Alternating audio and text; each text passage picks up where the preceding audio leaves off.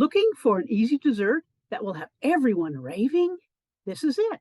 I call it Chocolate Brownie Sheet Cake, a single layer cake with a light and fluffy frosting. The ingredients are simple and the cake bakes up in no time. Just let it cool before putting on the icing. There's just one mixing bowl for the cake. Whisk together the dry ingredients: gluten-free flour, cocoa powder, brown sugar, cornstarch, baking powder, and salt. Once it's combined, add the wet ingredients: oil, vanilla, and Cheri's hazel cream. That's it.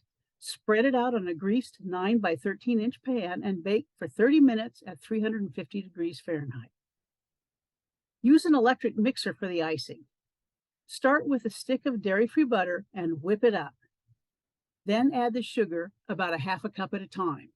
Keep mixing. Then add Cheri's hazel cream and mix until it's light and fluffy. I know you will enjoy this easy cake.